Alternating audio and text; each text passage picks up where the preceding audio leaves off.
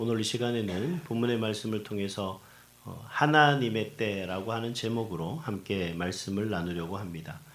어제 이어서 이제 계속해서 요셉이 감옥에 있는 그런 상황에서 비롯되어지는 이야기입니다. 어제는 요셉이 감옥에서 술 맡은 관원장과 떡 굽는 관원장에게 그들의 꿈을 해석해 주면서 그 꿈이 3일 만에 이루어지는 또 그 놀라운 해석을 보여줬죠. 오늘 본문에 보니까 이제 그렇게 술 맡은 관원장과 또 굽는 관원장이 그 감옥에서 한 명은 복직되고 한 명은 이제 죽게 되는 그런 모습이 지난 그 사건이 있은 지 이제 만 2년이 지났다. 이제 이렇게 이야기하는 것으로 시작하는 것을 볼 수가 있습니다. 2년이 지났다라고 하는 그 시간적 의미가 과연 뭘까? 과연 우리 이런 생각이 듭니다. 뭔가 내가 꿈을 이루고 그것을 준비하는 기간이 사실 몇 년이 걸릴지 모르죠. 제가 우연히 어제 이제 한 그 유튜브에서 한 장면을 봤는데 어떤 장면을 봤냐 그러면 한 젊은 청년이 비행기 조종사의 꿈을 이루기 위해서 미국으로 건너갔다고 합니다. 근데 여건이 좋아서 마침 형과 또 이모인가 뭐 이렇게 친척이 마침 자기가 가고 싶어하는 그 학교에 아주 근처에 가까이 있어서 이제 그쪽으로 갈 수 있었다. 자기는 다른 사람들보다 운이 좋았다라고 그렇게 하면서 그곳에서 이제 비행기 조종에 대한 기술과 이 모든 것을 습득했다고 해요. 몇 년이 걸렸는지 모르지만 한 1억 5천에서 2억 정도의 돈이 들었다. 이제 이런 식으로 얘기를 하더라고요. 그리고 나 다시 이 코로나 즈음에서 한국으로 돌아온 겁니다. 그 비행 조종사의 꿈을 여전히 버리지 못하고 화성에 있는 그 개인 경비행기 그런 교관으로 지금 근무하고 있는 것을 봅니다. 그래서 서울이 광진구에 집이 있는데 화성까지 경기도 화성시까지 하루에 2시간 왕복 4시간을 운전해서 출퇴근을 한다고 해요. 그리고 여전히 비행기 조종사라는 그 미련과 꿈을 향해서 나아가고 있다. 그게 몇 년째입니까 벌써? 지금 그 친구가 졸업을 하고도 지금 2026년이니까 엄청난 오랜 기간 동안 그는 준비하고 기다리고 있는 거죠. 그 얘기를 합니다. 부모님이나 주변 사람들이 뭐라고 그러냐, 포기하라 그러더라, 그만두고 딴 직장 알아보라 그러더라, 다들 그렇게 얘기한다는 겁니다. 근데 본인은 아직까지 그 꿈을 꾸게 되는 거죠. 미련을 버리지 못하는 건지, 그것이 이제 천직이라고 생각하는 건지, 아니면 어느 기회가 있을 때 그것을 잡으려고 하는 건지는 모르겠습니다만 그는 여전히 뭔가를 고민하며 생각하며 하루하루를 즐겁고 정말 뭔가를 이루기 위해 계획하며 준비하며 살아가고 있다라고 하는 말로서 그 삶의 모든 이제 하나의 어떤 그 영상이 끝나는 그 모습을 제가 보았습니다. 여러분 오늘 우리도 이 살아가는 삶의 모습 속에서 사실 우리가 내 개인적인 생각과 고민과 그리고 뭔가 계획을 이루고자 하는 어떤 열심만이 있다면 참 힘들고 어려울 것 같습니다. 근데 우리가 믿는 하나님이 우리와 함께 하시고 또 그 하나님이 역사해 주신다는 사실을 우리가 믿습니다. 그리고 그 하나님은 언제 역사하시느냐, 어떻게 역사하시느냐에 따라서 우리가 또 그때를 기다릴 수 있는 그런 믿음도 우리에게 필요하다라고 생각이 듭니다. 그래서 오늘 본문을 통해서 하나님은 언제 어떻게 역사하시는 분이신지에 대해서 함께 말씀을 나누고자 합니다. 오늘 본문을 통해서 볼 때 하나님은 일하시는데 어떻게 일하시냐? 하나님은 항상 일하십니다. 언제나 일하시지만 하나님은 정한 때에 분명하게 확실하게 일하신다라는 사실을 오늘 본문을 통해 보여주고 있습니다. 바로가 꿈을 꾸죠. 2가지 꿈을 꿉니다. 살찐 소와 그리고 아주 파리한 소, 흉한 소, 암소 7마리가 등장하는 꿈을 꿉니다. 그리고 그 흉한 소가 살찐 암소를 잡아먹는 꿈을 꾸고요. 또 무성한 7이삭과 또 마른 이삭 7이삭이 이제 나오는 꿈을 꾸게 되는 거죠. 뭐 이 꿈이 뭔가 뭐 이런 꿈도 다 있나 이제 이런 생각을 하는데 바로 왕이 바로 그 여러 술사들과 뭐 많은 사람들을 불러서 점 보는 사람들을 불러서 이 꿈의 내용이 뭔지를 이제 묻습니다. 당시 애국 문화는 이 꿈을 대단히 중요시하는 그런 문화였습니다. 마침 이게 신적 계시다라고 하는 그런 생각을 가지고 있었던 그런 나라의 그런 사람들입니다. 그렇기 때문에 왕이 꿈을 꿨다는 건 이건 국가적인 의미에서 어떤 신의 계시다라고 하는 나름대로의 분명한 어떤 그런 그 마음을 생각을 가지고 있었던 거죠. 그러니까 왕이 내가 이런 꿈을 꿨으니 이 꿈을 해석하라고 할 때 그 꿈의 해석은 국가적인 어떤 뭐 행사라든가 아니면 기쁨이 될 수도 있고 아니면 국가적으로 불행이 될 수도 있는 그러한 내용이 될 수가 있습니다. 그렇기 때문에 사실은 이 왕이 꾼 꿈을 해석하는 사람도 목숨 걸고 해야 되는 상황이고 함부로 또 얘기할 수 있는 그런 상황도 아닐 겁니다. 잘못했다가는 자신의 목숨이 위태롭기 때문이죠. 그런데 그래서 문제인지 모르겠지만 이 바로 왕의 꿈을 아무도 해석하지 못하는 것 같습니다.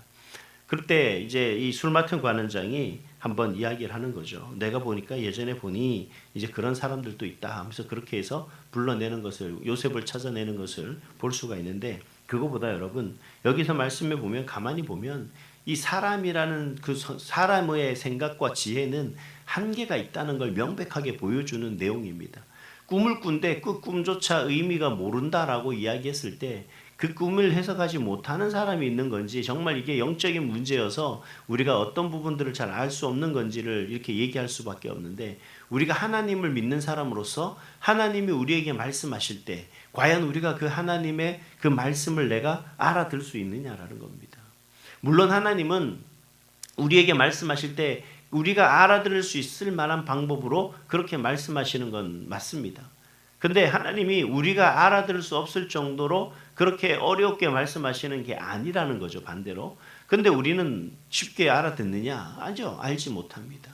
우리가 성경에 나와 있는 말씀 속에서 그 말씀을 붙들고 매일매일 살아가는데 그 말씀 속에서 우리에게 요구하시고 우리에게 어떤 삶을 살도록 하나님께서 가르침을 주실 때마다 사실 우리는 그 말씀들을 읽고 묵상하곤 하지만 여전히 그 삶을 우리 삶에 나와 내 삶에 적용하지 못하고 살아가는 경우가 많다는 겁니다. 오늘 말씀도 그런 거예요. 하나님께서 우리에게 말씀하신 정말 인간의 지혜로 충분히 이해할 수 있을 법한 이야기지만 하나님의 가장 못한 지식이 인간의 가장 뛰어난 지식보다 더 위대하다라는 사실을 인정할 수밖에 없는 거죠.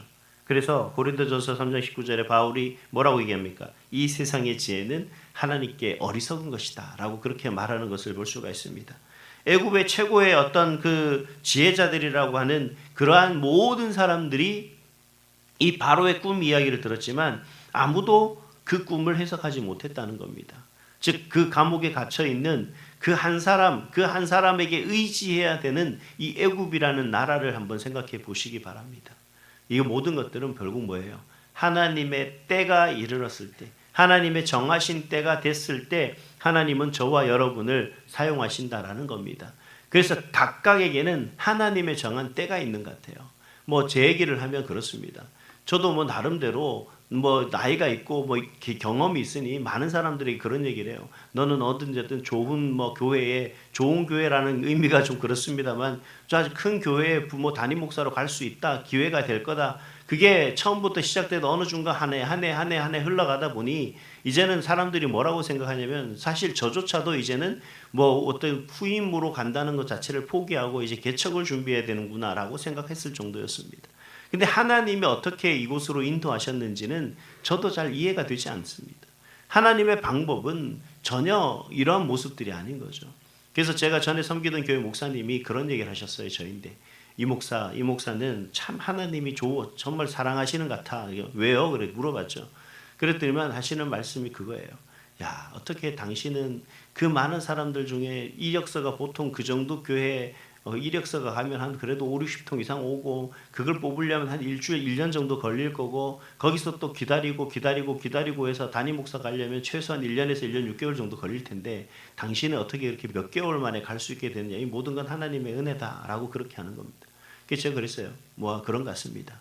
하나님이 이것 가리고 저것 가리고 모든 걸 다 가리고 이만신 목사 자네 한 사람만 다 보여주신 것 같네 그러더라고요.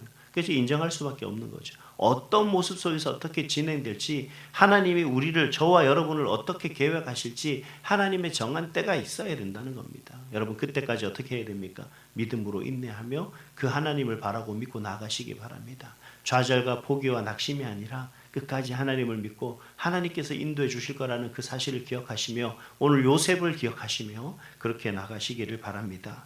또 한 가지는 하나님은 낮은 자리의 사람도 하나님께서는 사용하신다라는 얘기입니다. 오늘 술 맡은 관원장이 뭐라고 그래요? 자기의 감옥에 있었을 때 경험을 쭉 이야기를 합니다. 그러자 바로 왕이 요셉을 찾으라고 빨리 데려오라고 그렇게 얘기하는 것을 볼 수가 있습니다. 여러분, 이제까지 감옥에 있던 사람이 바로 왕의 앞에 나가게 됐다는 거예요. 여러분, 이게 말이 됩니까? 바로 왕이 존재 자체도 모르는 그 한 사람을 자신의 앞에 데려다 놓습니다. 더군다나 그는 노예였다가 노예 생활에서도 감옥에 간 그런 이력을 가지고 있는 그런 사람이었다는 겁니다. 여러분, 그런데 갑자기 그러한 사람이 왕에게 불려나갔다? 여러분, 이게 뭐예요? 이게 바로 하나님의 역사입니다. 우리가 언제 어디서 어떻게 무엇을 할지는 우리는 짐작할 수가 없는 겁니다. 우리는 항상 현재의 자리에서 그저 내가 주어진 삶을 열심히 살아가는 것, 근데 그 속에서 살아가는 그 삶의 모습이 하나님이 어떻게 들어쓰실지는 모른다는 거예요. 우리는 가끔 그런 생각을 합니다. 하나님, 내가 뭔가 너무 부족한가 봐요. 내가 아무것도 가진 게 없어서 그런가 봐요. 내가 뭘 하더라도 지금 너무 늦은가 봐요. 이제는 나는 더 이상 일어설 수 없는가 봐요. 이제는 내가 힘도 없고 지식도 없고 지혜도 없고 내 주변에 사람도 없고 물질도 없어서 뭘 하려고 해도 할 수 없는 그런 상황인가 봐요.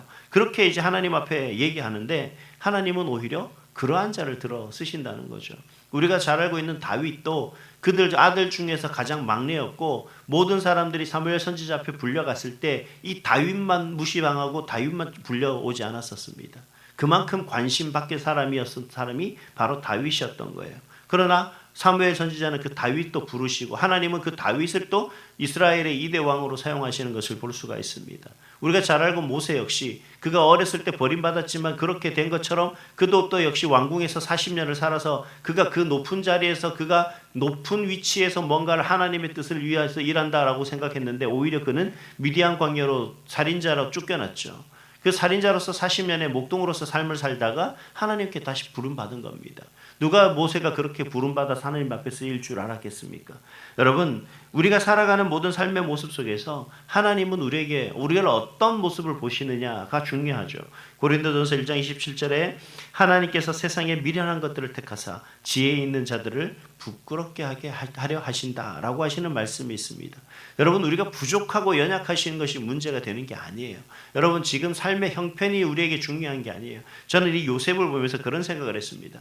하나님은 우리를 쓰시고자 하는 게 언제냐? 정말 내가 하나님을 끝까지 의지하고 그 믿음으로 하나님께 나아가고 있는가? 내 환경을 탓하지 않고 그 어려운 환경 속에서 자신을 정말 하나님의 사람으로서 그 정체성을 온전히 견고하게 지켜며 나가는 삶을 살고 있는가?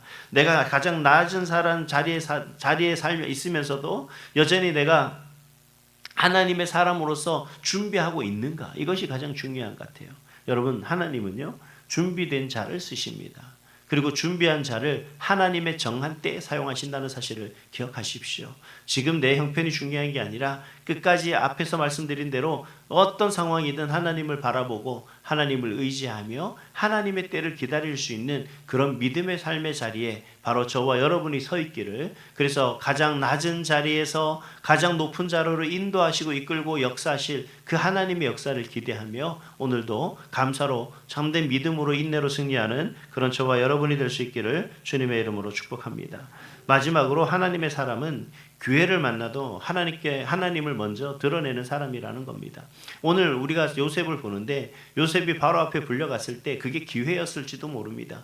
그때 너가 바로 왕이 그러죠. 당신이 꿈을 해석했다 그러나 들었다라고 했을 때 아마 요셉이 그에게 그런 얘기 했을 수도 있어요. 아, 맞습니다. 왕이시여, 내가 바로 저 옆에 있는 술 맡은 관원장의 꿈을 내가 해석해 줬습니다. 그리고 명확하게 맞아 들어갔습니다. 내가 그렇게 참 왕의 꿈을 해석할 수 있을 만한 능력을 내가 가지고 있는 사람입니다. 이렇게 아마 얘기할 수도 있어요. 근데 뭐라고 얘기합니까? 요셉은 자신을 드러내는 것이 아니라 하나님을 드러내며 하나님이 지금까지 그 자리에 있게 하신 것을 그가 말하고 있는 것을 볼 수 있습니다.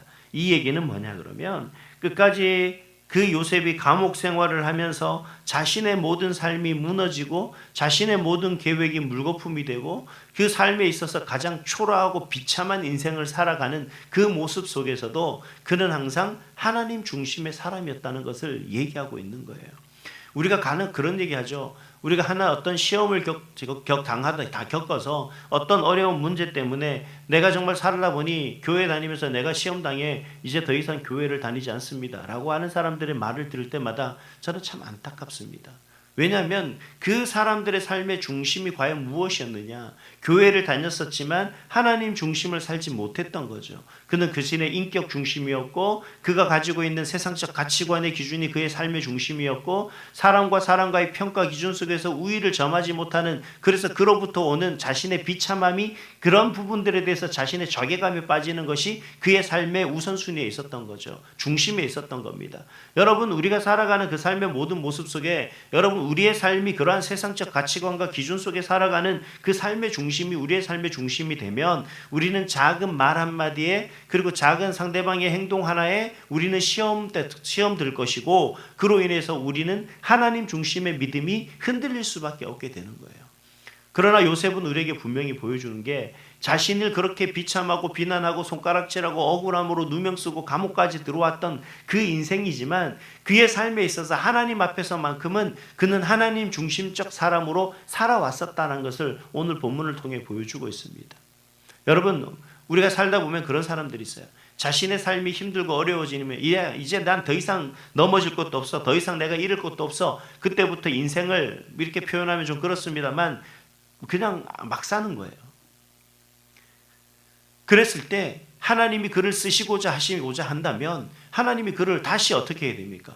다시 사람으로 준비돼서 하나님의 사람으로 준비시켜서 하나님이 써야 되는 거예요. 그러면 하나님이 준비하는 그 시간이 얼마나 더 걸릴지 모르는 거죠. 우리는 여전히 하나님을 쓰시려고 하시지만 우리는 준비된 그릇이 안 되는 거예요. 그래서 여러분, 지금 하나님이 나를 쓰시도록 하실 때, 하나님이 지금 나를 부르시고 하실 때 하나님 내가 여기 있나이니 나를 사용하시옵소서라고 응답할 수 있는, 그렇게 하나님 앞에 자신 있게 자신을 사용하십시오라고 말할 수 있는 그런 그릇으로 우리가 준비돼야 된다는 겁니다. 요셉은 지금 그렇게 준비하며 하나님의 때를 기다렸다는 사실이에요. 그게 바로 하나님 중심 사람입니다. 오늘도 여러분, 세상의 어떤 유혹과 여러분을 무너뜨리려고 하는 많은 여러분의 협작들이 여러분에게 있다 할지라도 그런 하나님의 사람으로서 끝까지 하나님 중심적 삶으로 살아가는 그런 저와 여러분의 한날 될 수 있기를. 그래서 하나님의 때가 이르렀을 때 그 감옥에서 왕의 앞으로 그리고 그가 애굽의 총리로 서도록 이끌고 역사하셨던 하나님의 때, 하나님의 역사가 바로 저와 여러분에게 동일하게 일어나는 역사와 은혜가 있기를 주님의 이름으로 축복합니다.